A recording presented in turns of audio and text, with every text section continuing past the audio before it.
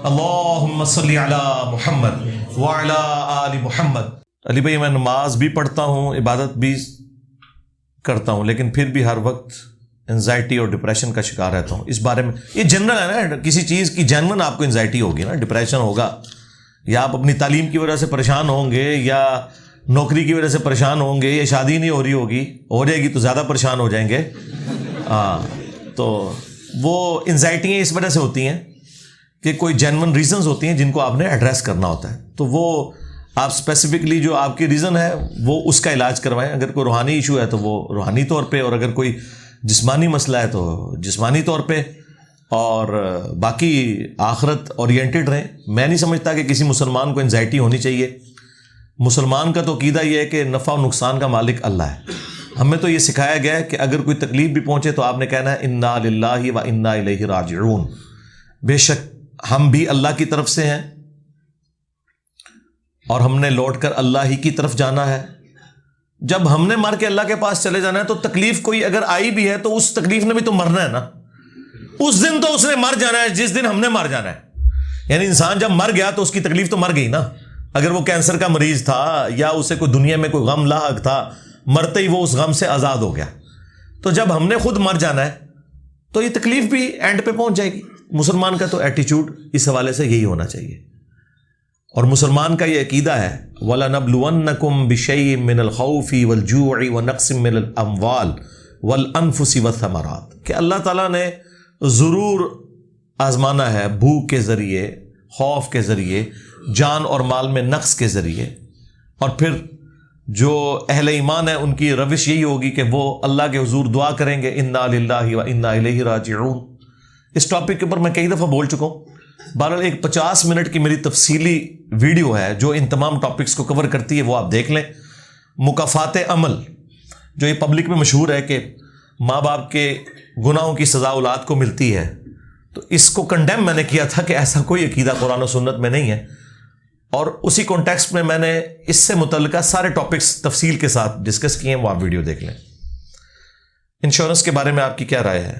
آج کل ہر چیز انشورڈ ہے، کئی ممالک میں ضروری ہے، باقی ممالک کا تو مجھے اندازہ نہیں ہے اس حوالے سے کہ وہاں اسلامک بینکنگ کس کس ملک میں ہے۔ اسلامک بینکنگ کے تھرو اگر انشورنس ہو تو بالکل درست ہے، انشورنس سے ہمیں کوئی اختلاف نہیں ہے۔ بیسیکلی اختلاف ہے انشورنس کے مال کو جو سودی کام میں وہ لگاتے ہیں، بینکنگ کے کام سے بھی کوئی اختلاف نہیں۔ میرا خیال ہے اس دور جدید میں انسانیت کے اوپر جو چند ایک احسانات ہیں نا، جو لوگوں نے ایفرٹ پٹ کر کے کیے، ان میں سے ایک بینکنگ کا شعبہ ہے، اگر اسے اس طریقے سے یوز کیا جائے۔ جو اس کی نیگیٹو چیزیں ہیں اگر انہیں اوور کم کر لیا جائے۔ مجھے بتائیں، اگر آپ کو مال گھر میں جوڑنا پڑ جائے تو آپ تو اپنے نوٹوں کی حفاظت چوہوں سے ہی نہیں کر سکتے، چوروں سے نہیں کر سکتے۔ سونے کی فارم میں رکھنا تو بڑا مشکل ہے، سونا تو اب ویسے ہی اتنا مہنگا ہو چکا ہے۔ کرنسی نوٹ یہ بہت بڑی نعمت ہے۔ شروع میں علماء نے ان کی مخالفت کی، پھر اس وقت پھر علماء نے فتوے لکھے۔ خود احمد بریلوی صاحب نے یہ کاغذ کا جو نوٹ ہے اس کے حق میں فتویٰ لکھا کہ یہ بالکل جائز ہے۔ اس کے علاوہ آپ کے بجلی کے بل جمع ہوتے ہیں بینک کے اندر، تو یہ اتنے سارے کام ہیں جو بڑے نیکی کے ہیں۔ ہمیں بینکنگ سے جو اختلاف ہے وہ صرف یہ ہے، جو مین اختلاف ہے، کہ وہ لوگوں کے مال کو بجائے کاروبار میں لگا کے بزنس کے ذریعے اور لوگوں کی جابز کریٹ کرنے کے، وہ اس مال کو سودی قرضوں کی فارم میں فیکٹری آنرز کو دیتے ہیں، بڑے بڑے لینڈ لارڈز کو دیتے ہیں، اور پھر ان سے سود کھاتے ہیں، اور اس سود کا کچھ حصہ آپ کو ڈیویڈنڈ کی شکل میں، پروفٹ کی شکل میں کھلاتے ہیں، اور کچھ حصہ خود کھا لیتے ہیں۔ تو وہ سودی نظام لے کے چل رہے ہیں۔ اس کے اگینسٹ جو اسلامک بینکنگ ہے وہ منی اگینسٹ گڈز ہے۔ اسلامک بینک آپ سے جو پیسہ لیتے ہیں اس سے وہ کاروبار کرتے ہیں، فیکٹریوں میں اپنے یونٹس لگاتے ہیں، اور اس کے ذریعے وہ کمائی کر کے کچھ حصہ آپ کو دیتے ہیں، کچھ اپنے پاس رکھتے ہیں۔ تو وہ بالکل درست ہے۔ اسلامک بینکنگ کے اوپر میری ویڈیو دیکھ لیں۔ انشورنس کا بھی یہ معاملہ ہے، اگر اسلامک بینک کے تھرو ہوگی، تکافل کے نام سے وہ لے کے چل رہے ہیں، تو وہ بالکل درست ہے۔ رکوع سے اٹھتے وقت سمیع اللہ پر رفع الدین کرنا ہے، سجدے میں جاتے ہوئے نہیں، رکوع سے اٹھتے وقت یہ ہے، سجدے میں جاتے ہوئے نہیں ہے۔ رکوع سے اٹھتے وقت ہے، جو بخاری مسلم میں موجود ہے کہ جب نبی الاسلام رکوع سے اٹھتے تو رفع الیدین کرتے اور سمیع اللہ لمن حمدہ ربنا ولک الحمد یا اللہم ربنا ولک الحمد کہتے. تو یہ اس کے ساتھ ہے، سجدے میں جانے سے پہلے نہیں ہے. کیا حجاب کرنا فرض ہے اور منہ ڈھانپنا بھی ضروری ہے؟ اگر ہے تو برائے مہربانی حجاب کا صحیح طریقہ بتا دیں. جی، چہرہ ڈھانپنا فرض ہے ایک مسلم عورت کے لیے. حجاب کے اوپر میری کئی ایک ویڈیوز ریکارڈڈ ہے، میں نے تفصیل کے ساتھ ایک ایک حدیث شو کی ہے. پچھلے دنوں جو انڈیا کے اندر ایک حجاب والی عورت، وہ جو بچی تھی، جو ہندوؤں کے چند لوگ جو وہاں کے ایک سمجھ لیں نان اسٹیٹ ایکٹر ہیں جس طرح یہاں پہ ہیں، ان کے احتجاج کے اندر گھس گئی تھی، اللہ اکبر بلند کیا تھا. میں نے کہا تھا یہ دلیری ہے، لیکن یہ ایسا نہیں کرنا چاہیے. اسلام نے اس چیز کی اجازت نہیں دی ہے کہ آپ دلیری میں اور جو ہے نا حکمت کے اندر اور بزدلی میں بڑا باریک سے ہی فرق ہوتا ہے، اور بیوقوفی کے اندر. تو بہرحال اس میں نے حجاب کے حوالے سے تفصیلی گفتگو کی تھی. اس سے پہلے بھی آپ حجاب لکھیں، انجینئر محمد علی مرزا لکھیں تو آپ کو پتہ چل جائے گا. قرآن میں سورۃ الاحزاب میں اور سورہ نور کے اندر حجاب سے متعلق آیات ہیں. سب سے بڑا حجاب تو ہے آنکھوں کا، کہ ایک مرد عورت کو جو نامحرم ہے نہیں دیکھ سکتا، اور ایک عورت مرد کو نہیں دیکھے گی. یہ تو آنکھوں کا پردہ ہے جو سورہ نور میں آیا کہ مومن مردوں سے کہو کہ اپنی نگاہیں نیچی رکھیں، اور مومنات عورتوں سے کہو کہ وہ اپنی نگاہوں کو نیچا رکھیں. عورت چونکہ اللہ تعالیٰ نے اسے اٹریکٹفل بنایا ہے، اس وجہ سے اسے چہرہ ڈھانپنے کا بھی حکم دیا گیا، اور حجاب کا حکم امہات المومنین کے لیے اسپیسیفکلی اور ان کے ذریعے سے باقی مومنات کے لیے سورۃ الاحزاب میں اور سورہ نور کے اندر آیات موجود ہیں. جلباب کا ذکر ہے، اوڑھنیوں کا ذکر ہے، گھونگھٹ نما. یہ برقع تو بڑا آسان والا حجاب ہے. آپ آج بھی ہندوؤں کے کلچر میں دیکھیں، ان کے گاؤں کی عورتیں جو حجاب کرتی ہیں تو وہ بڑی چادر یوں آگے لٹکی بھی ہوتی ہے، جس میں صرف اتنا نظر آ رہا ہوتا ہے نیچے نیچے جتنا آپ نے چلنا ہے. اس کی نسبت دیکھیں تو یہ برقعے والا حجاب بڑا آسان ہے، جس کے اندر کم از کم آنکھیں تو کھلی ہوئی ہوتی ہیں اور آپ دور تک دیکھ سکتے ہیں. اور بخاری میں اور مسلم کے اندر جو حدیث افک ہے، جو سیدہ عائشہ سلام اللہ علیہا پر بدکاری کی تہمت لگائی تھی منافقین نے، اور کچھ سادہ لوگ صحابہ بھی اس میں شامل ہو گئے، حسان ابن ثابت بھی تھے جن میں سے، مستہ بھی تھے بدری صحابی. تو اس میں واضح الفاظ ہیں. سیدہ عائشہ جب اس سفر میں پیچھے رہ گئیں وہ ہار گمنے کی وجہ سے، تو نبی الاسلام نے ایک صحابی کی ڈیوٹی لگائی ہوئی تھی کہ جو قافلے کے کوچ کرنے کے بعد دوبارہ سے اس علاقے میں آ کے دیکھتے تھے کہ کوئی سامان بھول تو نہیں گئے قافلے والے. تو حضرت عائشہ وہیں پہ بیٹھی رہیں، انہیں پتہ تھا کہ کوئی نہ کوئی آئے گا مجھے ڈھونڈنے کے لیے. تو اس میں ان کے الفاظ ہیں کہ میں ایک جگہ بیٹھ گئی اور مجھے اونگ آ گئی، جس کی وجہ سے میرے چہرے سے حجاب ہٹ گیا، اور وہ صحابی جب آئے انہوں نے مجھے دیکھا تو انہوں نے مجھے پہچان لیا، اور انہوں نے بلند آواز سے انا للہ و انا الیہ راجعون پڑھا تو میری آنکھ کھل گئی. انہوں نے جان بوجھ کیسے پڑھا، تو میں نے فوراً اپنا چہرہ ڈھانپ لیا. اور اما عائشہ کے الفاظ ہیں کہ انہوں نے مجھے اس لیے پہچان لیا کہ انہوں نے حجاب کی آیات نازل ہونے سے پہلے مجھے دیکھا ہوا تھا. تو اس کا کیا مطلب ہوا کہ حجاب کی آیات نازل ہونے کے بعد سیدہ عائشہ چہرے کا پردہ کرتی تھی. اب یہ حدیث جو بخاری مسلم دونوں میں موجود ہے، یہ ان لوگوں کے لیے زہر قاتل بن جاتی ہے جو چہرے کے حجاب کے قائل نہیں ہیں. تو ان کے پاس آخری حل یہ ہے کہ یہ سیدہ عائشہ کے لیے تھا. حالانکہ سورۃ الاحزاب میں، سورہ نور میں تو صرف نبی علیہ السلام کی بیویوں کو نہیں بلکہ اہل ایمان کی عورتوں کو بھی حجاب کا حکم آیا. اور اس سے بھی بڑھ کے جو ایک عقلاً بات کوئی کی جا سکتی ہے انہی آیات کی روشنی میں ایک موٹے دماغ والے بندے کو سمجھانے کے لیے، وہ یہ ہے کہ کیا ہماری بیویوں نے، ہماری بیٹیوں نے، ہماری ماؤں نے، ہماری بہنوں نے سیدہ عائشہ سلام اللہ علیہا کو فالو کرنا ہے، یا آج کل کی ماڈرن عورتوں کو فالو کرنا ہے؟ امہات المومنین ہی رول ماڈل ہے نا امت کے لیے. تو یہ اس قسم کے لیم ایکسکیوزز گھڑتے ہیں. باقی آپ حجاب پردہ لکھیں، میری کئی ایک ویڈیوز کھل جائیں گی. اگر کوئی شخص سچی توبہ کر لے تو قیامت والے دن جن گناہوں سے اس نے توبہ کی کیا ان گناہوں کا حساب ہوگا؟ نہیں ہوگا یار. اس طرح کا کبھی وہم بھی اپنے دماغ میں نہیں لے کے آنا.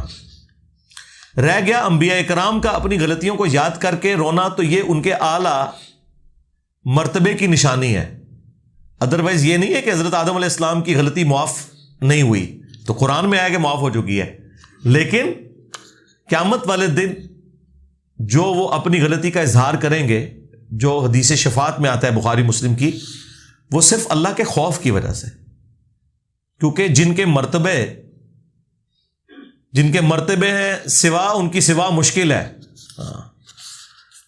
باقی تو ظاہر معافی ہو چکی بھی ہے. اور سورۃ الفرقان کی آیت نمبر 70 ہے، جو گناہوں سے سچی توبہ کر لے ہم اس کے گناہوں کو بھی نیکیوں سے بدل دیں گے.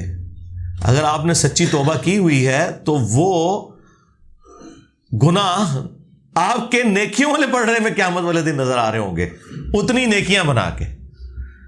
اس سے زیادہ کیا رحمت کا ظہور ہو سکتا ہے؟ سبحان اللہ وبحمدہ عدد خلقہ ورضا نفسہ وزنۃ عرشہ ومداد کلماتہ. لیکن توبہ سچی ہو.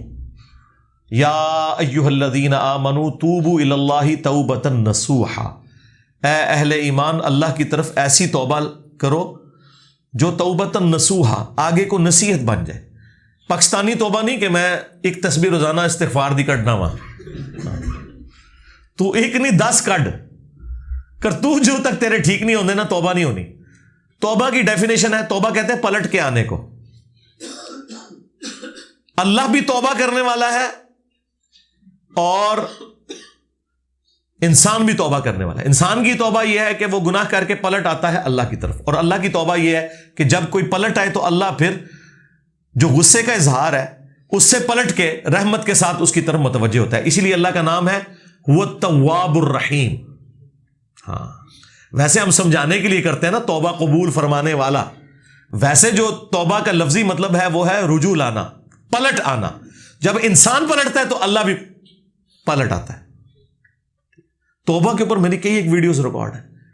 تو پرانے گناہ کے اوپر شرمندہ ہونا، آئندہ گناہ نہ کرنے کا عہد کرنا اور اپنی اصلاح کر لینا، یہ ہے توبہ. جو سورۃ النحل میں بھی آیا کہ اللہ تعالیٰ پر واجب ہے ایسے لوگوں کی توبہ قبول کرنا کہ جو جہالت میں گناہ کر بیٹھے تو فوراً پلٹ آئیں اور اس کے بعد اپنی اصلاح کر لیں، تو پھر اس کے بعد اللہ تعالیٰ کو غفور رحیم پائیں گے. پچھلے دنوں بھی گناہ کبیرہ اور توبہ کا بیان تفصیلی ویڈیو میری ریکارڈ ہو چکی ہے، وہ آپ دیکھیں. ایک ایک آیت اور ایک ایک حدیث میں نے ڈسپلے کروائی ہے. بعض اوقات رفع الیدین فتنہ سے بچنے کے لیے چھوڑ دیتا ہوں، تو کیا یہ کرنا جائز ہے؟ یہ آپ اور اللہ کا معاملہ ہے جی. میں کیوں چھوڑ رہے آپ ہیں تو میں آپ کے گناہوں کا بوجھ اور آپ کی غلطیوں کا بوجھ میں کیوں اٹھاؤں؟ کون سا فتنہ میرے بھائی؟ اس ماڈرن دور میں کون سا فتنہ ہے؟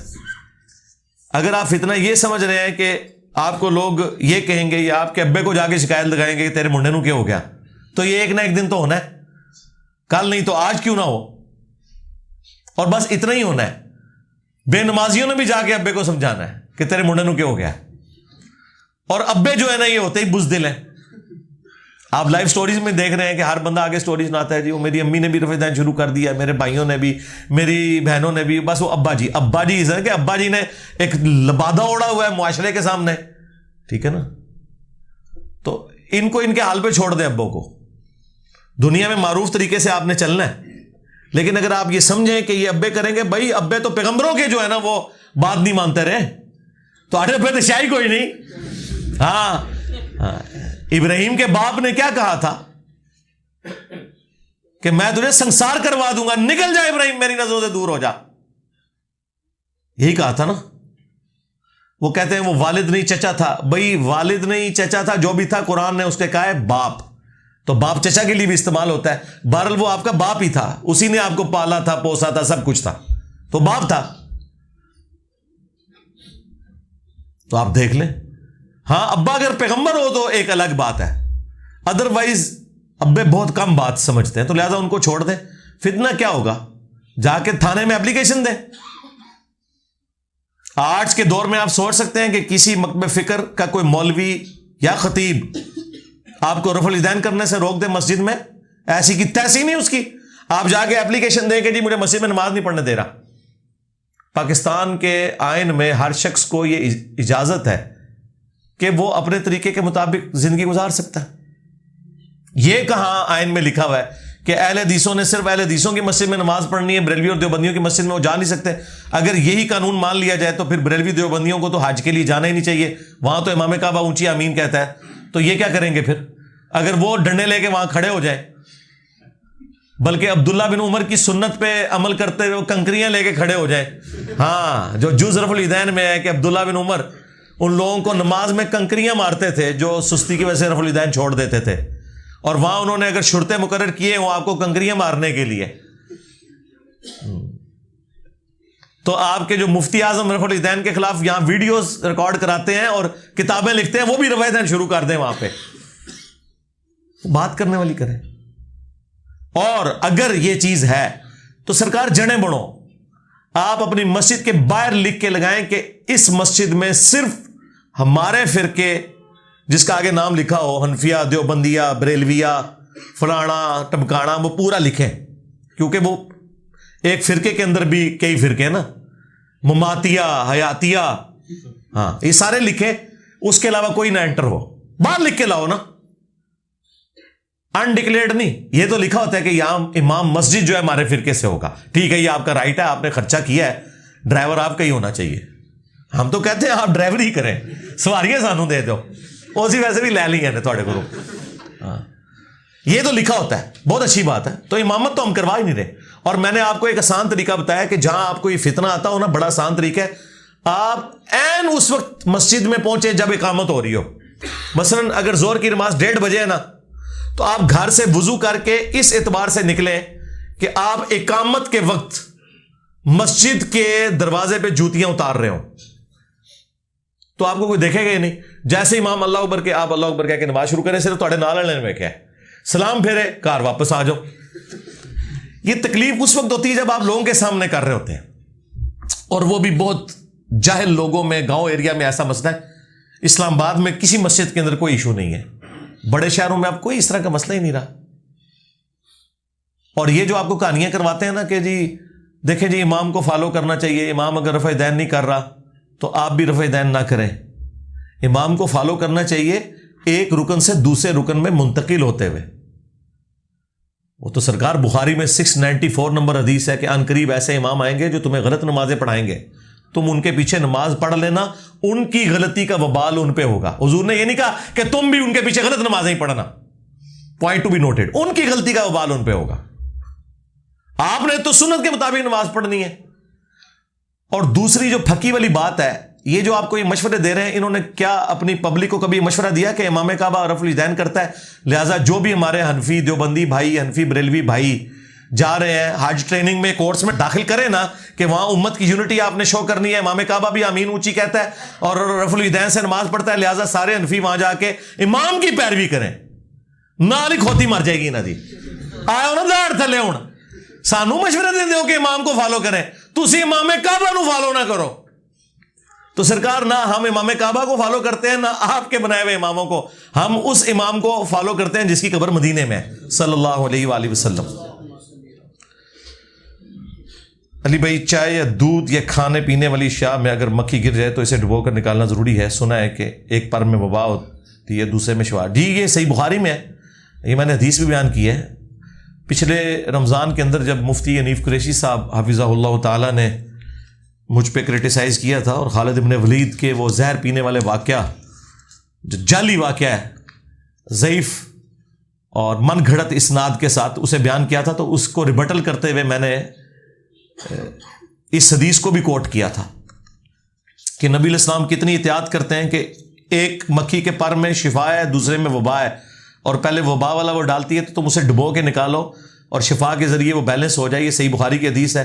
وہ نبی آپ کو یہ اجازت دیں گے کہ بسم اللہ پڑھ کے زہر والا آپ پیالہ پی لو, یہ سب فراڈ ہے. تو میں نے اس میں بھی یہ حدیث بیان کی ہوئی ہے, وہ آپ دیکھ لیں. صحیح بخاری میں جس چیز کو آگ نے چھوا ہو وہ کھانے سے وضو لازم ہو جاتا ہے.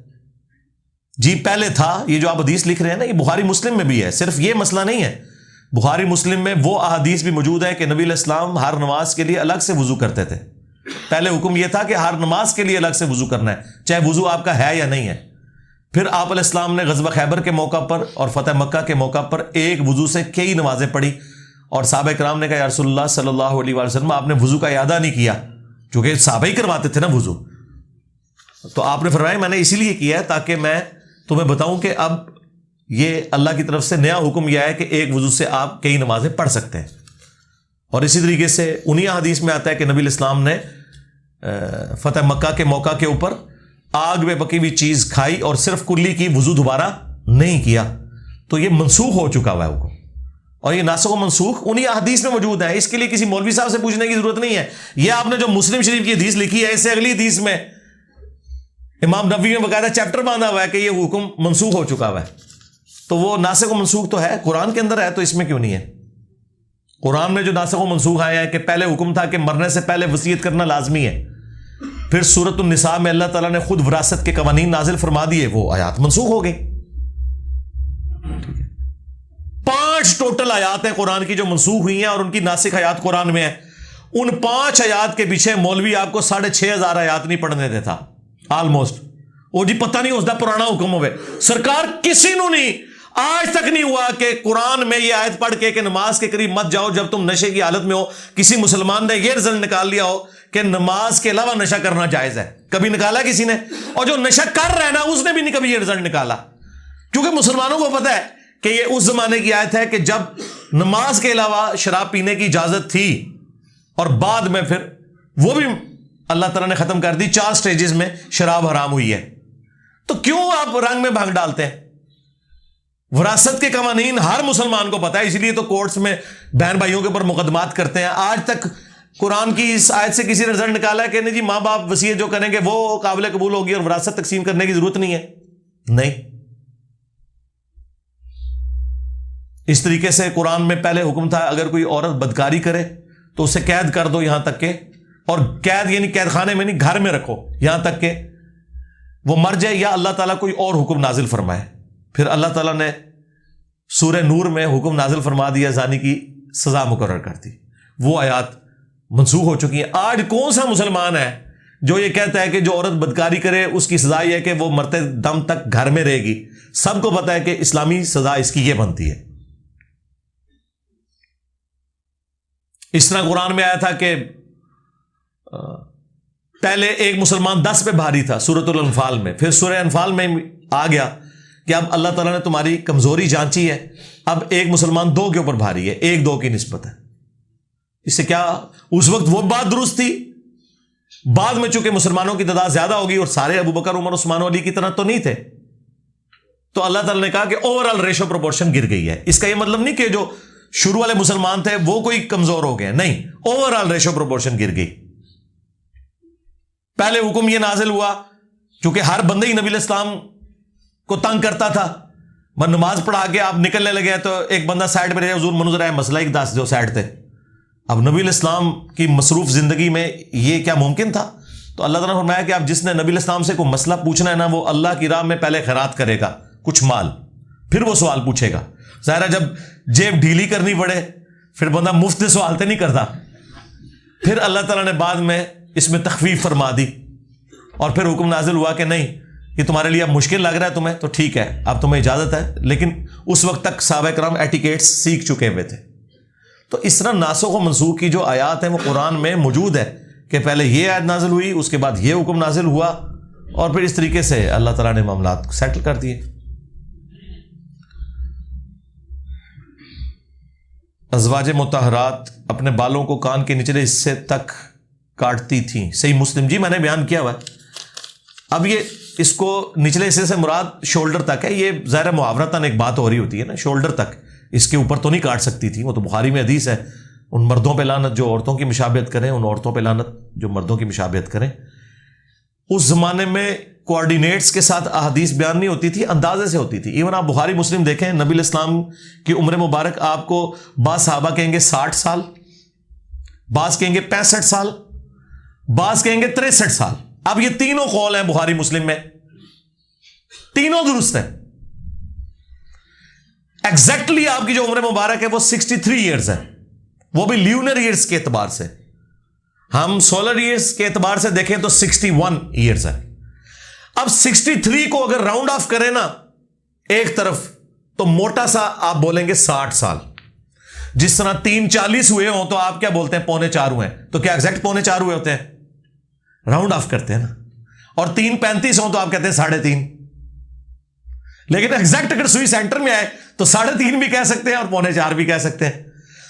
تو وہ 63 پہ جب پہنچی نا، کچھ صحابہ نے اسے راؤنڈ آف کر کے 60 بیان کیا اور کچھ نے دوسری طرف راؤنڈ آف کر کے اسے 65 بیان کیا.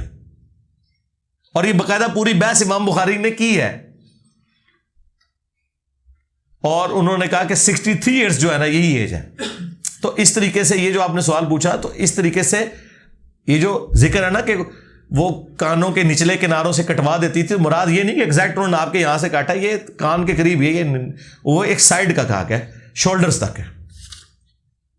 عورت شولڈر کے نیچے نیچے کٹوا سکتی، اس سے اوپر نہیں.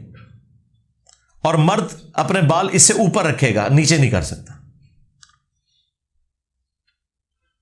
اگر رشتہ دار آپ سے تعلق نہ رکھنا چاہیں باوجود آپ کی لاکھ کوشش کے، تو اس سلسلے میں آپ کیا کر سکتے ہیں؟ شکر ادا کریں جی. آج کل تو رشتہ داریاں نبھانی ہے اتنی مشکل ہے، وہ رکھیں گے تعلق تو ادھاری مانگیں گے آپ سے اور واپس بھی نہیں کریں گے. مجھے تو لگ رہا ہے کہ آپ کوشش کر رہے ہیں لاکھ کوئی کرنے کی، وہ نہیں، وہ تو جان چھڑا رہے ہیں آپ سے. ٹھیک ہے، وہ تو عہدہ برا ہو گئے، آپ قطع رحمی نہیں کریں گے نا. اگر وہ کہہ رہے ہیں نہیں رکھنا، یار مجھے بتائیے تعلق کیا رکھنا ہوتا ہے کسی نے؟ اتنے ویلے ہیں کہ لوگ کہتے ہیں رشتہ داروں سے تعلق. میرے بھائی اپنی فیملی سے ٹائم نہیں ملتا، بیوی بچوں سے، کہ انسان جا کے تو چوتھے محلے جو ہے نا وہ جا کے کزنوں سے جا کے ملے. یار اتنا زندگی اس لیے آئی ہوئی ہے. ہاں صرف خوشی اور غمی میں آپ نے شریک ہونا ہے، اس میں تو آپ کو کوئی نہیں جنازہ پڑھنے سے نہیں روکے گا. ویسے جس بات میں کہہ سکتے ہیں لوگ کہ میرے جنازے میں نہیں تو آنا، لیکن جب آپ اس کے جنازے میں جائیں گے تو وہ میت اٹھ کے آپ کو نہیں روکے گی جنازہ پڑھنے سے، بے فکر ہو کے آپ جائیں. تو خوشی غمی میں جانا ہوتا ہے، بلا لیں چلے جائیں، جنازے میں تو بغیر بلائے چلے جائیں. خوشی کے موقع پہ اگر کارڈ آ جائے تو چلے جائیں، تو کوئی مسئلہ نہیں. یہ قطع رحمی نہیں ہے. قطع رحمی یہ ہے کہ آپ رشتہ توڑیں. اگر وہ توڑ رہے ہیں تو یہ تو سوال انہوں کو پوچھنا چاہیے، آپ کو تو پوچھنے کی ضرورت نہیں، موجہ مارو. اگر اللہ سے خطاؤں کی معافی نہ مانگی جائے تو جاہلیت کے دور کی خطائیں بھی معاف ہو جائیں گی. وضاحت کر دیں. آٹومیٹیکلی معاف ہو جائیں گی اس صورت میں جب کوئی شخص کفر سے اسلام کی طرف آیا. وہ مسلم شریف میں حدیث ہے. عمرو بن عاص کہتے ہیں کہ جب میں ایمان لانے کے لیے حضور کے پاس گیا، 321 نمبر حدیث کربلا والے ریسرچ پیپر میں بھی ڈالی ہے. وہ کہتے ہیں کہ جب نبی الاسلام نے اپنا دایاں ہاتھ آگے کیا مجھے مسلمان کرنے کے لیے، بیعت کرنے کے لیے، تو میں نے یوں آگے کر کے پھر کھینچ لیا. جان بوجھ کے ایسے کیا اینڈ ٹائم پہ کہ یا رسول اللہ پہلے مجھے گارنٹی دیں کہ جو میں نے کفر کی حالت میں اسلام کے خلاف سازشیں کی تھی وہ مجھے معاف کر دی جائے. تو نبی الاسلام نے فرمایا کہ اے عمر تجھے نہیں معلوم کہ حج مبرور یعنی مقبول حج پہلے کے سارے گناہوں کو معاف کر دیتا ہے، اور ہجرت کرنا اگلے کے سارے گناہوں کو معاف کر دیتی. اگلے سے مراد یہ میں شستہ اردو میں بول رہا ہوں، اگلے یعنی جو گزر چکے، پچھلے جو بعد میں آنے والے. پہلے بھی استعمال کر سکتے ہیں اگلے کی جگہ. اور ایمان لانا اگلے کے سارے گناہوں کو معاف کر دیتا ہے. تو وہ تو ہو جائیں گے. اس سے بڑھ کے سورۃ الفرقان کی آیت نمبر 70 ہے کہ اگر کوئی شخص شرک سے بھی توبہ کر لے اللہ تعالیٰ نہ صرف معاف کرے گا بلکہ اس کے گناہوں کو نیکیوں سے بدل دے گا. اس سے بڑی کیا گارنٹی ہے؟ ایک دن نبی علیہ السلام باتوں میں مشغول ہو گئے اور صحابی نماز کا انتظار کرتے ہوئے سو گئے. بعد میں حضور آئے اور نماز پڑھائی، لیکن یہ وضاحت نہیں کہ صحابہ نے دوبارہ وضو کیا ہے. بس تو آپ کو کیوں ٹینشن پڑ گئی ہے؟ وضو ان کا تھا، نماز ان کی تھی. اتنی ان صحابہ کو کیا پتا تھا کہ آپ نے اس اینگل سے حدیثوں کو پڑھنا ہے؟ اس اینگل سے تو آپ قرآن کو پڑھیں تو آپ کو کئی چیزیں جو ہیں وہ فلنگ دی بلینکس ہوں گی جو آپ کو بھرنی پڑیں گی، کیونکہ لٹریچر میں جب بات ہوتی ہے تو مختصر ہو رہی ہوتی ہے. یہ ذہن میں رکھیے گا. اس کا واضح ثبوت جو ہے نا سورہ الزمر آپ پڑھیں، وہاں اللہ تعالیٰ نے فلنگ دی بلینکس خود کروایا ہے مخلوق سے. آدھی بات ہوئی بھی ہے اور آدھا حصہ بیان ہی نہیں ہوا. تو اب آپ یہ کہیں گے آدھا حصہ بیان کیوں نہیں ہوا؟ یہ میں چلے آپ کو، اب چونکہ ایک سوال آیا تو میں یہ مثال بھی آپ کو دے دیتا ہوں سورہ زمر سے. ویسے تو قرآن میں کئی جگہ ہے لیکن ذرا نمائندہ مثال ہے, اس میں فلنگ دی بلینکس بہت زیادہ ہیں, صرف اس لیے کہ بات آپ کو سمجھائی جائے. یہ 39 نمبر سورت ہے.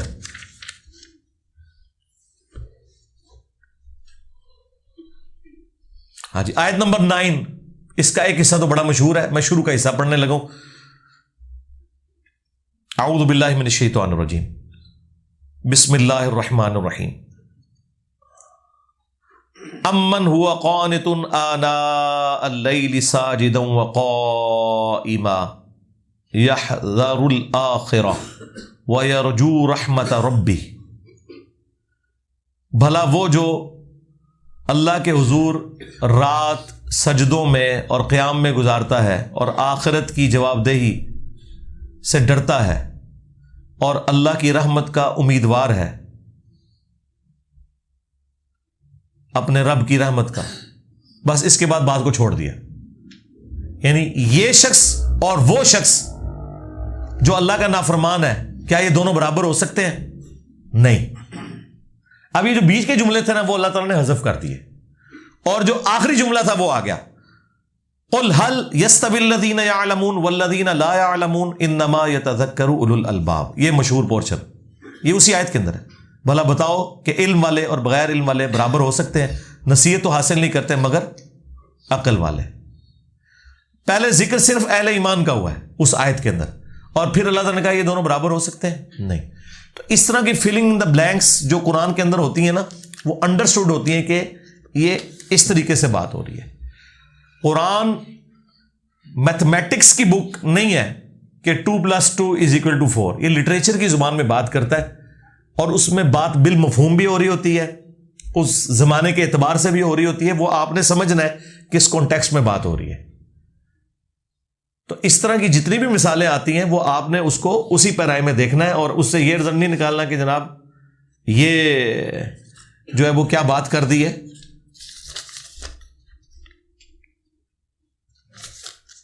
تو یہ میں نے آپ کو ایک مثال کے طور پہ بیان کر دیا.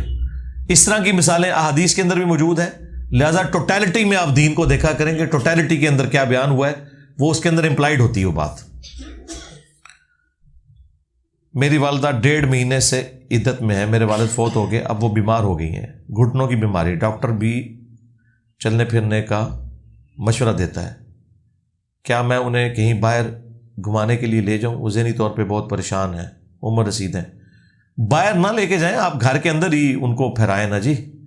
گھر کے اندر بھی کروایا جا سکتا ہے اس طرح کا معاملہ. باقی اگر ان کی زیادہ کوئی طبیعت خراب ہے تو ٹھیک ہے, بس وہ پھر کسی سے انٹریکشن نہیں باہر کریں گی, کسی خوشی کی ایکٹیویٹی میں حصہ نہیں لیں گی. آپ انہیں اپنے گھر کے باہر والی جو گلی ہے نا اسی میں واک کروا لیں. اب اگر آپ ان کو گاڑی میں سوار کر کے کسی دوسری جگہ لے کے جا رہے ہیں تو یہ تو پھر آپ غلط کر رہے ہیں, ادھر ہی وہاں واک کروا لیں, کیونکہ وہ انہوں نے عدت تو وہ غم تو پورا کرنا ہے. علی بھائی ولی کون ہے, ان کی علامتیں واضح کریں. اس کے لیے مسئلہ 120 میرا ریکارڈ ہے. اللہ کے اولیاء کی 12 خصوصیات سورۃ الفرقان کے آخری 2 رکوع میں نے اس میں کور کیے ہوئے ہیں, وہ آپ دیکھ لیں. اور باقی جو ولی یہاں انڈیا پاکستان میں لوگوں نے بنائے ہوئے ہیں تو وہ تو ہر فرقے کا اپنا ولی ہے, ان کا کیا لینا دینا میرے بھائی. میں ڈیفینیٹلی جن اولیاء کو جانتا ہوں وہ تو صحابہ کرام ہیں اور اہل بیت ہیں علیہم السلام. ان کے بعد ہمارا حسن ظن ہے. یعنی اگر آپ مجھ سے پوچھیں, میں امام بخاری کو, امام مسلم کو اللہ کا ولی مانتا ہوں الحمدللہ. رہ گئے جو آپ کے ہیں وہ تو پتہ ہی نہیں, چھوڑ دو پھر, میری زبان باندھ رہنے دو. میری فیکٹری میں کام کرنے والے نماز نہیں پڑھتے, ہاتھ منہ کام کی وجہ سے کالے ہونے کی وجہ سے نماز کے نزدیک نہیں آتے. وہ اس وجہ سے نہیں آتے, چھੱਡ دو. جب سے زور اثر کا اکٹھا کرنے کا بتایا ہے اور ترغیب دی ہے تو ماشاءاللہ 2 ماہ میں ان کی ایک نماز بھی قضا نہیں ہوئی ماشاءاللہ. یہ عمل ٹھیک ہے. اور ملازمین کوئی 10-15 کلومیٹر دور سے آتے ہیں. اس کا طریقہ یہ ہے, آپ جمع سوری کروائیں جو سب کے نزدیک جائز ہے, تاکہ آپ اختلاف سے ہی بچ جائیں. حنفیوں کے نزدیک بھی جمع سوری یہ ہے کہ زور آخری وقت میں پڑھیں اور عصر اول وقت میں. مثلا آج جیلم شہر میں زہر کا وقت ختم ہو رہا ہے 3:08 پہ, تو آپ 2:55 پہ زور کی جماعت کروائیں، اور جس طرح 3:08 ہوں، وہ آج کل وہ ڈیجیٹل کلاکس بھی آئی ہوئی ہیں، وہ مسجد میں لگا لیں، وہ خود بخود ان میں ٹائم فیڈ ہوتا ہے، وہ بول پڑیں گی۔ جس طرح عصر کا وقت داخل ہو اسی وقت عصر کی اذان دی، یوں آپ تقریباً 20 سے 25 منٹ کے اندر دونوں نمازیں پڑھ لیں گے۔ اور یہ جو آپ نمازیں پڑھیں گے اس کے اوپر نہ کوئی بریلوی فتویٰ لگائے گا، نہ کوئی دیوبندی، نہ کوئی اہل حدیث، نہ کوئی شیعہ، کیونکہ یہ نماز اپنے اصلی وقت میں اپنے ٹائم میں ہی پڑھی جا رہی ہے۔ ظاہر ہے وہ بخاری مسلم میں ہے نا کہ نبی علیہ السلام کے پاس حضرت جبرائیل آئے تو پہلے دن انہوں نے تمام نمازیں آپ کو شروع کے وقت میں پڑھائیں اور دوسرے دن آخری وقت میں، اور کہا کہ ان دونوں کے درمیان یہ 2 ایکسٹریمز ہیں، جس وقت آپ چاہیں آپ نماز ادا کر سکتے ہیں۔ یعنی آج کل آلموسٹ فجر کا ٹائم اگر 5:30 بجے داخل ہو رہا ہے اور سورج نکل رہا ہے 7 بجے تقریباً، تو اس پورے 1.5 گھنٹے کے اندر آپ کسی بھی وقت نماز ادا کر سکتے ہیں۔ اس طرح ظہر اور عصر کی نماز بھی۔ فجر کے وقت جنابت کی حالت میں ہوں اور وقت مختصر ہو تو پہلے غسل کریں یا نماز پڑھیں؟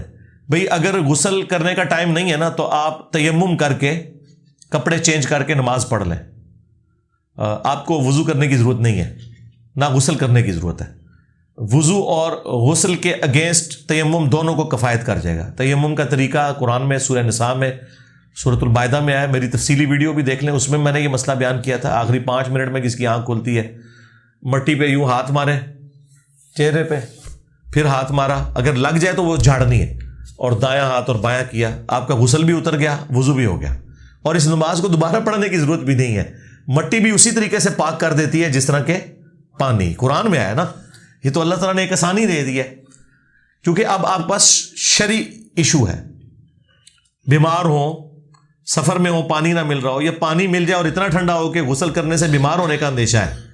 کئی لوگوں کو یہ بھی ہوتا ہے کہ ٹائم تو آیا تھا لیکن پانی گرم نہیں تھا، تو ٹھیک ہے تیمم کریں، سرکار موجے مارے، دین ہے ہی آسانی ہے۔ صحیح بخاری کی حدیث ہے کہ دین تو آسانی ہے، لیکن آسانی وہ جو نبی علیہ السلام نے تعلیم فرمائی ہے۔ بغیر وضو کے نہیں نماز پڑھ سکتے، اور نہ ایک وضو سے 12 دن تک ساری نمازیں آپ پڑھ سکتے ہیں، جو فضائل مال میں لکھا ہوا ہے، کوئی نہیں پڑھ سکتا اس طرح۔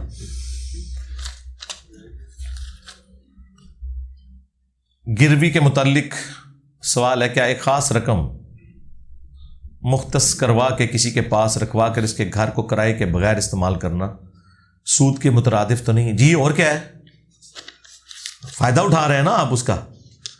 سنن ابی داؤد میں حدیث ہے کہ نبی علیہ السلام نے فرمایا کہ اگر کوئی بھیڑ بکری تمہارے پاس گروی رکھوائے اور اس کے اگینسٹ تم سے قرضہ لے، یعنی رہن کوئی رکھواتا ہے، تو تم اس کا اتنا دودھ استعمال کر سکتے ہو کہ جتنا تمہارا اس بھیڑ بکری کو کھلانے پلانے کا خرچہ ہو رہا ہے، یعنی ظاہر آپ اس کو خوراک بھی ڈال رہے ہیں نا، تو وہ خوراک تو اس کے مالک کو دینی چاہیے تھی نا۔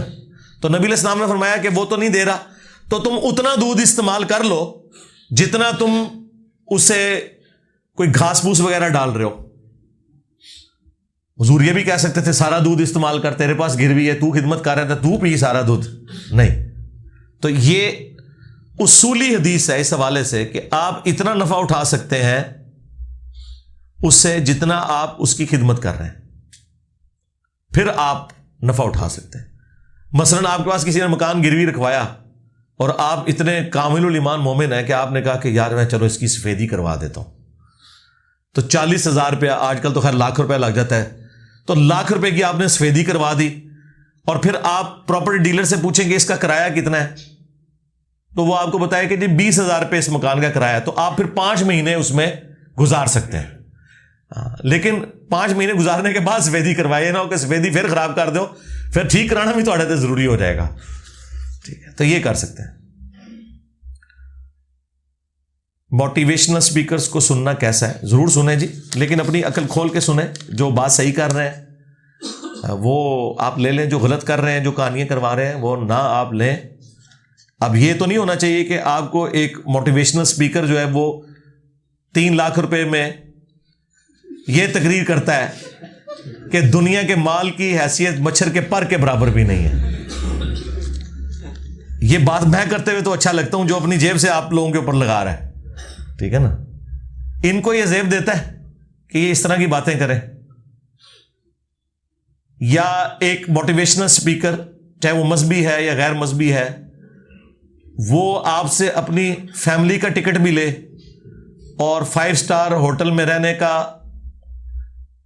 خرچہ بھی لے، یا آپ سے ڈیمانڈ کرے دوسرے ملکوں میں جا کے صرف سٹیج پہ چڑھ کے یہ بات بتانے کا کہ اللہ کے نبی چٹائی پہ بیٹھتے تھے. تو پھر ہم یہی کہیں گے نا، قول و فعل میں تضاد ہے نا آپ کے. اگر یہی کرنا ہے پھر تو دنیا کا ہر بے روزگار نوجوان تیار ہے اس طرح کی اسلام کی خدمت کرنے کا.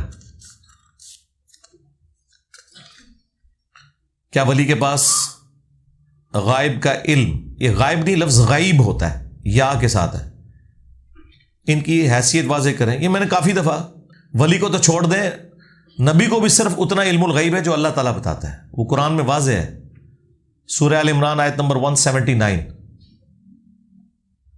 کہ اللہ تعالیٰ فرماتا ہے وَمَا كَانَ اللَّهُ لِيُطْلِعَكُمْ عَلَى الْغَيْبِ، یہ اللہ کی شان ہی نہیں ہے کہ تمہیں غیب پر اطلاع دے. وَلَٰكِنَّ اللَّهَ يَجْتَبِي مِن رُّسُلِهِ مَن يَشَاءُ، بلکہ اللہ تعالیٰ اپنے رسولوں میں سے جسے چاہتا ہے وہ غیب کے اوپر اطلاع دیتا ہے. ولی کون کیا بتا سکتا ہے؟ یہ نجومی ہو گئے یا یہ بابے بیٹھ کے آپ کو جو اٹکل پچو بتا رہے ہوتے ہیں. تو اس لیے میں نے تو بڑا آسان سا ٹیسٹ رکھا ہے. میں اپنی میکینیکل انجینئرنگ میں سے مشین ڈیزائن کا یا میکینکس آف مٹیریلز کا کوئی فارمولا یا میتھمیٹکس کی میں 4 آرڈر ڈفرینشیل ایکویشن لکھ کے دیتا ہوں. وہ کوئی دنیا کا ولی جس نے دنیاوی کسی گورے سے تعلیم نہ حاصل کی ہو، کیونکہ ظاہر ہے یہ تو آپ کو دنیاوی کو ٹیچر سکھائے گا نا، تو وہ مجھے صرف پڑھ کے بتا دے، دیکھ کے کہ کیا لکھا ہوا ہے. سمجھانا تو دور کی بات ہے، دل کا حال تو چھوڑ دے. تو اس طریقے سے کیسے ہو سکتا ہے میرے بھائی؟ کچھ بھی نہیں ہو سکتا. ایسا عقیدہ ہی گمراہی پہ مبنی ہے. علم غیب کے اوپر تو میری کئی ایک ویڈیوز، آپ علم غیب لکھیں اور میرا نام لکھیں تو انشاءاللہ بارش کے قطروں کی طرح ویڈیوز ٹپک پڑیں گی یوٹیوب حافظہ اللہ میں.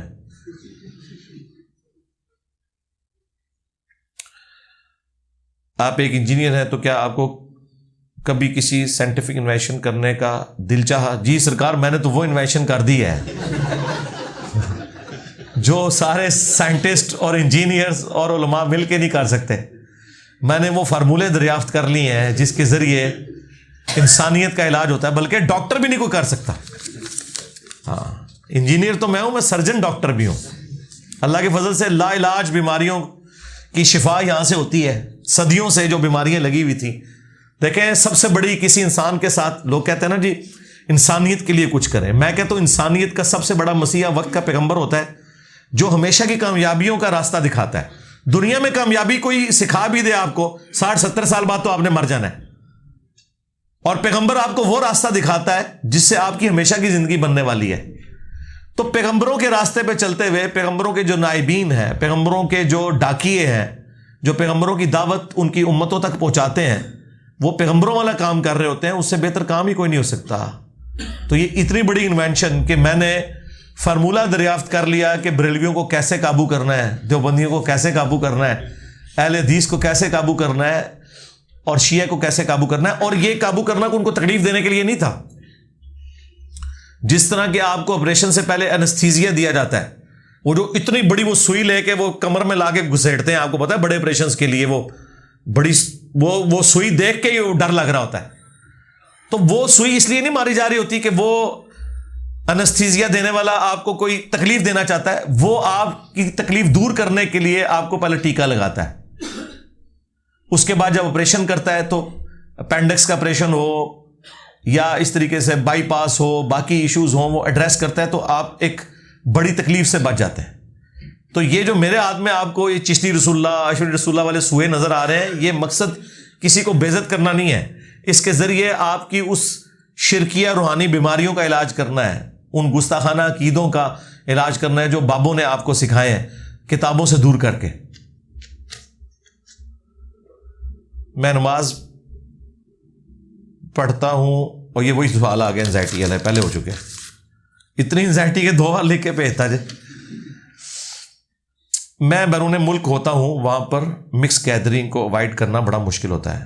پڑھائی اور کام دونوں میں ایک ساتھ کیسے بچا جائے؟ جی وہ میں نے اس کا بتایا ہوا نا کہ آپ حت الامکان کریں گے نا، مٹکا نہیں ہوگا آنکھوں کا، چھپی دوستی نہیں ہوگی، علیحدگی نہیں ہوگی.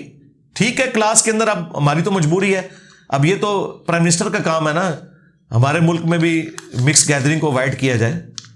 اسکول کالج لیول کے اوپر تو کافی حد تک ایڈریس ہے، یونیورسٹیز میں ابھی اس لیول کے ہمارے پاس فنڈز نہیں ہیں کہ زیادہ سے یونیورسٹیز قائم ہو سکیں، باہر کے ملکوں میں تو زیادہ مسئلہ ہے. تو آپ نے بس ان چیزوں کو اوائڈ کرنا ہے، آنکھوں کی حفاظت کرنی ہے، مکس گیدرنگ سے بچنا ہے اس حوالے سے کہ آپ جس طرح کہ وہ ترمذی میں سنن نسائی الکبریٰ میں حدیث ہے، مشکات میں بھی، کہ جہاں 2 اجنبی مرد و عورت ہوتے ہیں تیسرا شیطان ان میں ہوتا ہے. اس طرح نہیں. باقی جس طرح ہم ہوائی جہاز میں یا ٹرین میں سفر کرتے ہیں تو مکس گیدرنگ میں کر رہے ہوتے ہیں، لیکن کسی غیر محرم مرد و عورت کا آپس میں انٹریکشن تو نہیں ہوتا، ہر ایک اپنی سیٹ پہ بیٹھا ہوا ہے. اس طرح آپ کلاس میں بھی اپنی سیٹوں میں بیٹھے ہوئے ہیں، یا کبھی کوئی اسائنمنٹ میں جان بوجھ کے کوئی مرد و عورت کا گروپ کو بنا دیتا ہے اس طرح کا، وہ بھی ظاہر ایک اوائڈ ہی کرنا چاہیے. معلوم اس میں بھی بالکل 1 to 1 والا معاملہ نہ ہو تو کسی درجے میں کوئی اللہ تعالیٰ کوئی چھٹکارے کے راستہ بنا دے. تشہد کی حالت میں جب انگلی اٹھاتے ہیں تو کہاں سے کہاں تک اٹھائیں؟ شروع سے لے کے اینڈ تک اٹھانی. مسلم شریف میں 4 احادیث موجود ہیں عبداللہ ابن زبیر سے کہ نبی علیہ السلام جب تشہد میں بیٹھتے تو دایاں ہاتھ دائیں زانوں پر اور بایاں بائیں زانوں پر، اور ایک مسلم کی حدیث میں الفاظ ہیں دایاں دائیں گھٹنے پر اور بایاں بائیں گھٹنے پر. میں نے نماز کا پریکٹیکل بھی ریکارڈ کرا ہے. اس کے بعد نبی علیہ السلام درمیان کی انگلی اور انگوٹھے کا حلقہ بنا لیتے اور شہادت کی انگلی کو اٹھا لیتے. یعنی جب آپ التحیات للہ والصلوات والطیبات شروع کریں گے اسی وقت آپ اٹھا لیں گے اور اینڈ تک اٹھا کے رکھنی. یہ نہیں ہے کہ اشہد ان لا الہ الا اللہ پہ اٹھانی ہے اور اشہد اللہ پہ اٹھانی ہے اور الا اللہ پہ گرانی ہے، یہ کہیں نہیں لکھا ہوا، مسلسل اٹھانی ہے. یہ بھی طریقہ درست ہے. دوسرا طریقہ ہے مسلم شریف میں کہ نبی علیہ السلام 53 کا عدد بناتے تھے. وہ عربی ہاتھوں کے اوپر گنتی گنتے تھے نا، تو وہ 53 کا عدد یہ ہوتا تھا کہ 53 وہ یہاں پہ بنتا تھا. انگوٹھے کو آپ درمیان کی انگلی کی جڑ میں رکھیں، یوں انگلی اٹھانا بھی سنت ہے اور یوں اٹھانا بھی سنت ہے. یہ دونوں طریقے. اور سنن ابی داؤد اور سنن نسائی میں کہ جب آپ دعاؤں میں پہنچتے تھے تو آپ ہلکا ہلکا حرکت بھی دیتے تھے. مسلم شریف میں حرکت دینے کا ذکر نہیں ہے، لہٰذا یہ دونوں طریقے درست ہیں. مسلسل اٹھا کے رکھیں تب بھی درست، مسلسل اٹھا کے رکھیں اور دعاؤں میں اسے ہلکی سی حرکت دیں تب بھی درست. میری تفصیلی ویڈیو اس پہ ریکارڈ ہے تشہد میں انگلی اٹھانے کا طریقہ. اگر کوئی لڑکا عدالت میں پیش نہیں ہوتا تو کیا طلاق ہو جاتی ہے؟ یہ انشور کیا جائے نا اسے سمن جا بھی رہے ہیں. بعض اوقات غلط ایڈریس پہ وکیل وہ سمن بھجواتے ہیں تاکہ 3 پیشیوں پہ وہ پیش نہ ہو تو ایکس پارٹی ڈیسیژن ہو جائے. تو یہ 2 نمبری نہیں ہونی چاہیے. اگر وہ نہیں پیش ہو رہا سرکار آپ اس طرح کریں، وہ سمن لے کے نا اس لڑکے کو جا کے خود ڈلیور کریں. یہ چیز انشور کریں کہ اسے پتہ ہے، اس کے باوجود وہ نہیں آ رہا. ادروائز اس طریقے سے تنسیخ نکاح نہیں ہوگا. ہاں یہ ذہن میں رکھیے، یہ تو 2 نمبری ہے. یہ تو عورت اپنے آپ کو جان چھڑانے کے لیے حرکت کرتی ہے، یہ حرکت بھی نہیں ہونی چاہیے کیونکہ ہمیں پتہ ہے کہ ایسے بھی ہوتا ہے. کیونکہ اسے خدشہ ہوتا ہے کہ جب وہ مرد کو بلائیں گے تو غلطی عورت کی نکل آئے گی، اور پھر وہ صلح کے اوپر آمادہ کرنے کی کوشش بھی کرتے ہیں. ججز کی پہلی کوشش تو یہ ہوتی ہے نا کہ اس طریقے سے پیچ اپ ہو جائے. وکیل کی کوشش نہیں ہوتی کبھی پیچ اپ ہو. ہاں وہ تو کہتے ہیں پڑھو فارم جڑا نا سائن کر دو، اور اس فارم پہ لکھا ہوتا ہے مجھے خرچہ بھی نہیں دیتا، مجھے مارتا بھی ہے، یہ نشہ بھی کرتا ہے. اور جب وہ کاغذ پہنچے گا اس مرد کے پاس جس سے چھوٹی سی بات پہ لڑائی ہوئی ہوگی، وہ کہے گا کہ یار یہ میری بیوی ہے جو میرے پہ یہ الزام لگا رہی ہے، میں نے تو کبھی سگریٹ بھی نہیں پیا اور اس نے یہ لکھا ہے کہ نشہ کرتا ہے. تو طلاق اگر نہیں بھی ہونی تھی تو کنفرم. لہذا یہ اگر آپ نے عدالت میں جانا بھی ہے تو وہ جو فارم بھر رہے ہوتے ہیں نا، وہ فارم ذرا پڑھ کے دیکھ لیا کریں کہ اس پہ آپ وہی الزام لگائیں جو ہے. ٹھیک ہے. ویسے تو اللہ نہ کرے کہ اس طرح کی نوبت آئے کسی کے اوپر. ٹھیک ہے. وہ تو میں نے آپ کئی بار آپ کو بتا چکا ہوں کہ طلاق کا لفظ تو ایک شادی شدہ مرد کی زبان پہ آنا ہی نہیں چاہیے. ٹھیک ہے. ہاں اگر کوئی جینون ایشو ہے تو آپ کروا سکتے ہیں، لیکن اس چیز کو آپ انشور کریں.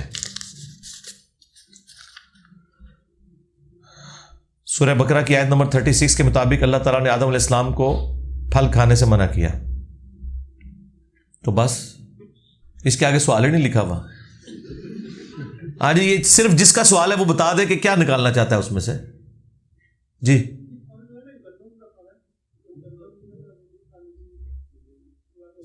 اچھا یہ کس آیت میں لکھا ہے گندم ہے؟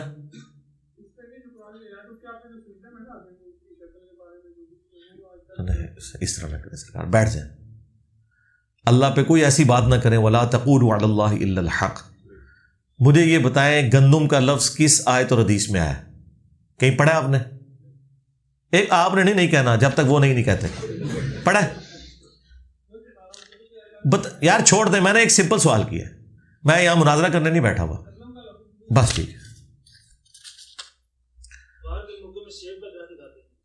سجدہ صاحب کا صحیح طریقہ بتاتے ہیں، میرے ساتھ ڈائریکٹ نہیں آپ نے ہونا، یہ 300 بندہ جو ہے یہ کیا میرا مطلب ہے کہ آپ 2 بندے سگے ہیں کہ میں آپ کے ساتھ ڈائریکٹ ہوں گا؟ 300 کو آپ ذرا 5 منٹ سے ملٹیپلائی کریں تو میں کتنے دنوں کے بعد اٹھوں گا؟ چھوڑ دیں، بس میں نے آپ کو جواب دے دیا۔ سوال جب تک نہیں ہوگا جواب ہی نہیں ہوگا، ٹھیک ہے؟ اگر یہ سوال ہوتا نا وہ پھل کون سا تھا تو میں جواب دیتا کہ ہمیں نہیں بتایا گیا۔ یہ اس لیے آیات نازل نہیں ہوئی ہیں کہ آپ کو یہ بتایا جائے کہ کون سا پھل کھانا ہے کون سا نہیں، بلکہ اسی میں موجود ہے سورۃ الاعراف کے اندر کہ ہم نے قصہ آدم اور ابلیس اس لیے تم سے بیان کیا کہ جس طرح تمہارے ماں باپ کو شیطان نے ورگلایا تھا تمہیں نہ ورگلا دے۔ یہ مورل لیسن تھا، اس سٹوری کا مورل لیسن یہ تھا۔ جب اللہ تعالیٰ اس چیز کو اتنا اہم ہی نہیں سمجھ رہا کہ اس پھل کا ذکر کرے، آپ کے نزدیک وہ کیسے اہم ہو گیا کہ آپ نے وہ کھانا یا نہیں کھانا؟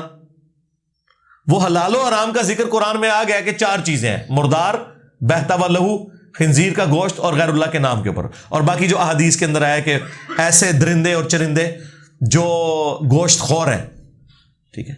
تو وہ تفصیلات آ گئی۔ اس کا مورل لیسن یہ نہیں تھا، جس طرح کہ مسلم شریف میں حدیث ہے کہ نبی علیہ السلام جب بھی خطبہ دیتے تو آپ حمد و صلات کے بعد کہتے کہ میں اور قیامت اس طرح ساتھ بھیجے گئے ہیں جیسے یہ 2 انگلیاں، یہ سمجھانے کے لیے، یعنی اب میرے بعد کوئی نبی نہیں آئے گا، ڈائریکٹ قیامت ہی آئے گی۔ اب کوئی شخص یہ بحث کرے کہ یہ نبی علیہ السلام نے کون سی 2 انگلیاں جوڑی تھیں، یہ والی 2 جوڑی تھیں یا اگلی والی 2 جوڑی تھی، کون سی؟ یہ نبی علیہ السلام اشارہ اس لیے کر رہے تھے کہ بعد میں یہ کیلکولیٹ کیا جائے کہ انگوٹھا اور شہادت کی انگلی جوڑی تھی۔ یہاں مقصد تھا کہ جس طرح یہ 2 انگلیاں کٹھی ہیں نا، میرے بعد اب قیامت آئے گی۔ ہاں نماز میں انگلی کیسے اٹھانی ہے اس کا تو طریقہ میں نے بھی آپ کو بتا دیا، وہاں مقصد یہ نہیں تھا بتانا۔ تو لہٰذا جتنے مورل لیسن قرآن و سنت میں آتے ہیں نا، ان لیسنز کے اوپر غور کیا جاتا ہے۔ یہ آیات حلال و حرام سے تو تعلق ہی نہیں رکھتی ہیں، اور جس کے ثبوت کے لیے اتنا ہی کافی ہے کہ اللہ تعالیٰ نے اس کو تفصیل کے ساتھ بیان کیے ہی نہیں ہے۔ اس سے بڑی بات اللہ اور شیطان کی جو گفتگو ہے قرآن میں وہ کس طرح ہوئی ہے؟ جس طرح میں اور آپ بات کرتے ہیں؟ نہیں، اس کا موڈ بھی ذکر نہیں ہوا۔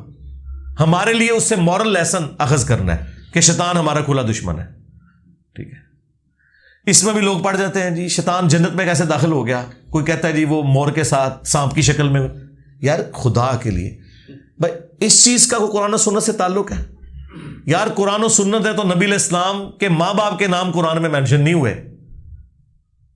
ہونا تو چاہیے تھا کہ نبی علیہ السلام کی پوری زندگی ڈسکس کی جاتی کہ آپ فلاں خاندان میں فلاں تاریخ کو پیدا ہوئے، آپ کا بچپن فلاں جگہ گزرا، پھر کرتے کرتے آپ نے دعویٰ نبوت 40 سال کا کہیں ذکر تک نہیں، ڈائریکٹ آپ کی دعوت کا ذکر آیا ہے۔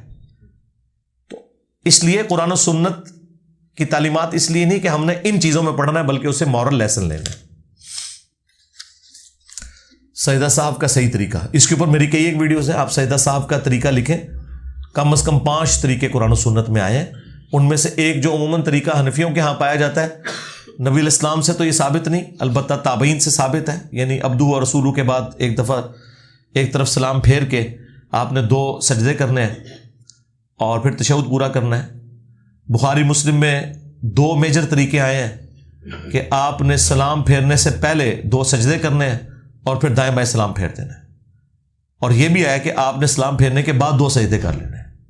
تو وہ 5 طریقے جو ہیں سجدہ صاحب کے اور ان کے مسائل میری ویڈیو دیکھ لیں۔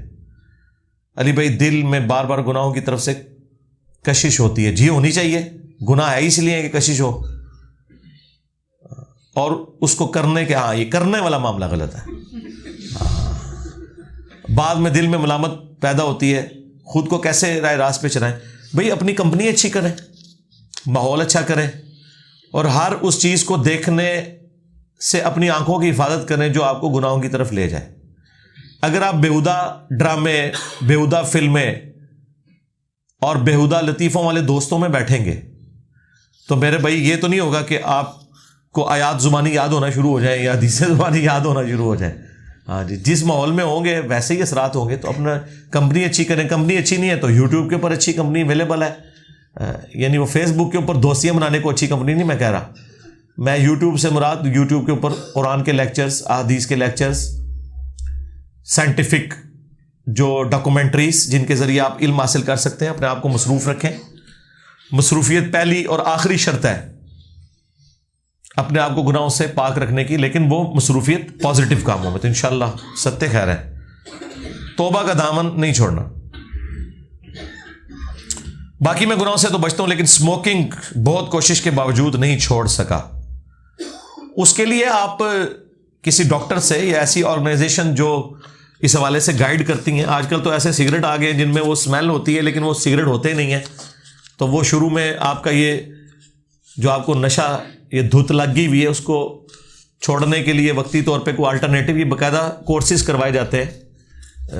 فزیکلی اس میں ادویات بھی شامل ہوتی ہیں. تو آپ کسی ڈاکٹر سے رابطہ کریں. اب تو سرکاری ہاسپٹلس میں بھی اس طرح کی چیزیں اویلیبل ہیں. ایون یہ تو اسموکنگ تو بہت چھوٹی چیز ہے, نشے کو چھڑوانے کے لیے باقاعدہ سینٹر بنے ہوئے ہیں. اور جب آپ ڈیسائیڈ کریں گے تو انشاءاللہ چھوٹ جائے گا. میں ابھی چھڑوا سکتا ہوں اگر میرے پاس ریسورسز ہوں. میں اگر آپ سے یہ کہوں کہ آپ جو ہے نا وہ اسموکنگ چھوڑ دیں تو جتنے سگریٹ آپ روز کے پیتے تھے اتنے 1000 کے نوٹ مجھ سے لے لیا کریں. تسی کہنا پچھلے بھی میرا حساب کتاب کلیئر کرو, میں توبہ کر لی ہے, میرے گناہ نیکیاں نہ بدل دو. جہاں بھی مسجد میں درس میں باہر سے آنے والے افراد لوگ ہوتے ہیں, نہ نماز نہ بالغ بچے ہی جماعت کرواتے ہیں. قرآن پتہ نہیں کیا لکھا ہوا ہے جی, یہ کیا لکھا ہوا ہے جی؟ بیٹھ سے کھڑے ہو کے نہیں بیٹھ سے جاتے ہیں نماز پڑھنے کے لیے. بچے اگر موجود ہوتے ہیں نابالغ وہ جماعت کراتے ہیں. نابالغ سے مراد یعنی وہ نماز غلط پڑھاتے ہیں یا صحیح پڑھاتے ہیں؟ نماز ٹھیک پڑھاتے ہیں یا غلط پڑھاتے ہیں؟ بس ٹھیک ہے, نماز ہو جائے گی. بالغ نابالغ جو ہے نا کوئی شرط نہیں ہے, قرآن آنا شرط ہے. بخاری میں ایک صحابی 6 سال کی عمر میں امامت کرتے تھے. میرا یوٹیوب پہ کلپ بھی ہے. 6 years old boy جو صحابہ کا امام تھا اسے قرآن آتا تھا. مجھے بتائیں جو بابے پیچھے کھڑے ہوئے ہیں انہیں تجوید کے ساتھ قرآن آتا ہے یا نماز آتی ہے؟ نہیں آتی. کتنے آندی ہے؟ بابے نماز آ جائے تو بڑی گل ہے. ہاں تو وہ تو امامت ویسے ہی نہیں کرا سکتے. صحیح مسلم حدیث ہے جو امامت کی 4 شرائط ہے نا ان میں سے پہلی شرط قرآن کا علم ہے. تو اب مدرسے کے جو طالب علم چاہے وہ نابالغ ہیں اگر وہ وضو کر لیتے ہیں, پاکی ناپاکی کو سمجھتے ہیں, قرآن وہ ان سے بہتر پڑھتے ہیں تو وہ اہل وہی ہیں امامت کے. عمر کی کوئی قید نہیں ہے جی. 6 سال سے تو بڑا ہی ہوگا وہ بچہ جو پڑھا رہا ہے وہاں پہ. تو 6 سال کا بچہ بھی امامت کروا سکتا ہے. یہ حنفیوں نے ابھی مشہور کیا ہوا ہے کہ نابالغ جو ہے وہ بالغ کی امامت نہیں کروا سکتا. یہ کہاں لکھا ہوا ہے میرے بھائی؟ کہیں شرط لکھی ہوئی ہے. مسلم شریف میں 4 شرائط آئی ہیں, داڑھی بھی نہیں ان میں.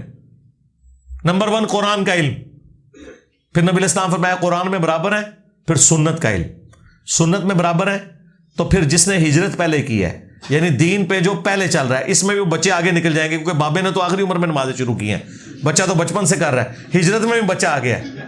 اور چوتھے نمبر پہ جا کے آتا ہے کہ اگر اس میں برابر ہو تو جو عمر میں بڑا ہو. تو چوتھے تک تو گل پہنچنی نہیں نا.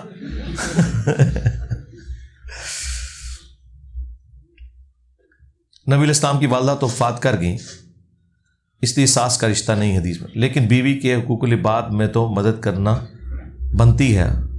اور ساس ماں کی مثل ہوتی ہے. کس کی ساس, آپ کی یا اس کی؟ آنا داڑھ تھلے. ہاں تیری ساس ماں دی مثل نہیں ہے, تو تیری زنانی دی ساس ماں دی مثل ہے. جی ٹھیک ہے, جو خدمت آپ کی بیوی آپ کی ماں کی کر رہی ہے یا آپ کروانا چاہتے ہیں وہی اس کی ماں کی شروع کر دیں. یعنی اگر وہ آپ کے ماں کے کپڑے دھو رہی ہے تو آپ جا کے اپنی بیوی کی ماں کے کپڑے دھوئیں. تو بس تنوں جواب لگ جائے گا اللہ دے بندے. وہ خدمت کرنی ہے اس نے آپ کی یا آپ کے بچوں کی یا آپ کے مال کی. ہاں اسلام آباد بری امام سرکار نے شیر اور بیل جن وغیرہ وغیرہ کو جو پتھر کا ہے اس کے بارے میں جو باتیں ہیں کیا وہ ٹھیک ہیں؟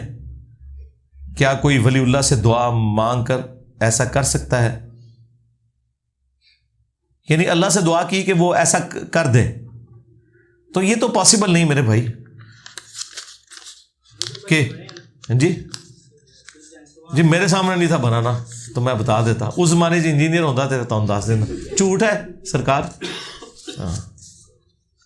میں انہوں نے دعویٰ کراں کہ اے ٹیبل جڑا ایک مولوی سی بریلویاں دا جنہوں میں نگاہ بہ کے ٹیبل بنا دیتا ہے، مان لو گے؟ گل کرو، جب آپ خود کسی کی بات ماننے کے لیے تیار نہیں ہے تو کسی دوسرے کے اوپر کیوں ایسی بات تھوپتے ہیں کہ نگاہ مار کے؟ وہ میں نے بھی ویسے زیارت کی ہوئی ہے، میں اوپر تک گیا ہوں۔ اسی تے آئی بری سرکار دا فیض ہاں، تو ہم دسیا سی نا، میری ماں نے خواب میں دیکھا تھا بری ماں نے کہا ہے بچہ سنبھال، ہاں جرا بابیاں دی منڈی چوکے گا آگے بعد چھڑ دو۔ صلو علی محمد وآل محمد، اللہم صلی علی محمد وعلی آل محمد واصحاب محمد وازواج محمد اجمعین الی یوم الدین۔ تو جی تہاڈا پورا تھدا میں مکا چھڑیا، کوئی ایک سوال ایسا نہیں ہے جو پرچی کی شکل میں مجھے دیا گیا ہو اور میں نے اسے پڑھ کے اس کا جواب نہ دیا ہو۔ اللہم انی اسألک بانک انت اللہ لا الہ الا انت الاحد الصمد الذی لم یلد ولم یولد ولم یکن لہ کفوا احد وإلہکم الہ واحد لا الہ الا هو الرحمن الرحیم الف لام میم اللہ لا الہ الا هو الحی القیوم اللہم صلی علی محمد وعلی آل محمد رب ارحمہما کما ربیانی صغیرا ربنا هب لنا من ازواجنا وذریاتنا قرة اعین وجعلنا للمتقین اماما ربنا آتنا من لدنك رحمة وهيئ لنا من امرنا رشدا ربنا آتنا في الدنيا حسنة وفي الآخرة حسنة وقنا عذاب النار اللهم اغفر لحينا وميتنا وشاهدنا وغائبنا وصغيرنا وكبيرنا وذكرنا وأنثانا اللهم من أحييته منا فأحيه على الإسلام ومن توفيته منا فتوفه على الإيمان۔ اے اللہ جن جن بھلائیوں کا سوال تیرے محبوب صلی اللہ علیہ وآلہ وسلم نے تجھ سے کیا، ہمارے حق میں، ہمارے ماں باپ کے حق میں، ہمارے بیوی بچوں کے حق میں، پوری امت کے حق میں قبول و منظور فرما۔ جن جن چیزوں کے شر سے تیرے محبوب علیہ السلام نے تیری پناہ طلب کی، تمام مسلمانوں کو ان چیزوں کے شر سے اپنی پناہ عطا فرما۔ اے اللہ ہمارے ملک پاکستان کی خیر فرما، پورے عالم اسلام کی خیر فرما، بالخصوص انڈیا میں، کشمیر میں، چائنا میں، فلسطین میں، یمن میں، عراق میں، شام میں، افغانستان میں اور پاکستان میں بھی جو سیلاب زدگان ہیں، جہاں کئی مسلمان کس پرسی کی زندگی گزار رہے ہیں، غیب سے ان کی عزت آبرو جان و مال کی حفاظت فرما۔ اے اللہ حاضرین کے دلوں میں جو نیک اور جائز دعائیں ہیں قبول فرما۔ حاضرین کے جو چھوٹے بڑے رشتہ دار فوت ہو چکے، جتنے مسلمان فوت ہو چکے، اے اللہ تمام کی مغفرت فرما۔ اے اللہ پوری دنیا کے مسلمانوں کو بالخصوص جنوں میں سے ہوں، انسانوں میں سے ہوں، اور باقی انسانوں کو بالعموم تمام زمینی اور آسمانی بلاؤں سے محفوظ فرما۔ وصلی اللہ علی النبی الکریم وعلی آلہ واصحابہ اجمعین الی یوم الدین، آمین۔